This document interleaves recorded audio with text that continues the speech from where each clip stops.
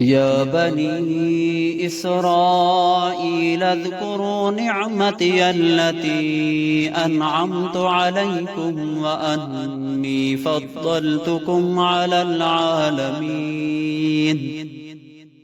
واتقوا يوما لا تجزي نفس عن نفس شيئا ولا يقبل منها شفاعة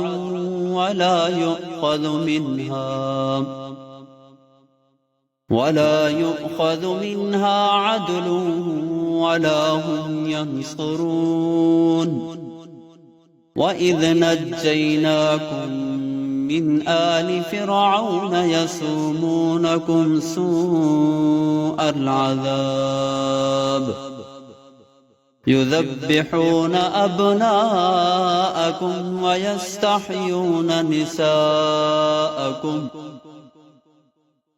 وفي ذلكم بلاء من ربكم عظيم وإذ فرقنا بكم البحر فأنجيناكم وأغرقنا آل فرعون وأنتم تنظرون وإذ واعدنا موسى 40 ليلة ثم اتخذتم العجل من بعده وأنتم ظالمون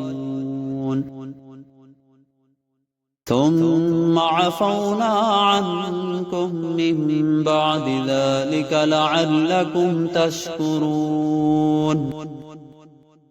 وإذ آتينا موسى الكتاب والفرقان لعلكم تهتدون وإذ قال موسى لقومه يا قوم إنكم ظلمتم أنفسكم باتخاذكم العجل فتوبوا إلى بارئكم فاقتلوا أنفسكم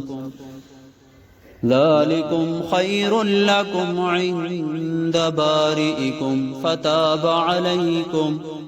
إنه هو التواب الرحيم وإذ قلتم يا موسى لن نؤمن لك حتى نرى الله جهرة فأخذتكم الصاعقة وأنتم تنظرون ثم بعثناكم من بعد موتكم لعلكم تشكرون وذللنا عليكم الغمام وأنزلنا عليكم المن والسلوى كلوا من طيبات ما رزقناكم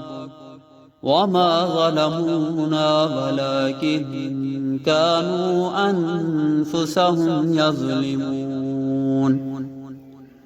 وإذ قلنا ادخلوا هذه القرية فكلوا منها حيث شئتم رغدا وادخلوا الباب سجدا وقولوا حطة نغفر لكم خطاياكم وسنزيد المحسنين فبدل الذين ظلموا قولا غير الذي قيل لهم فأنزلنا على الذين ظلموا رجزا من السماء بما كانوا يفسقون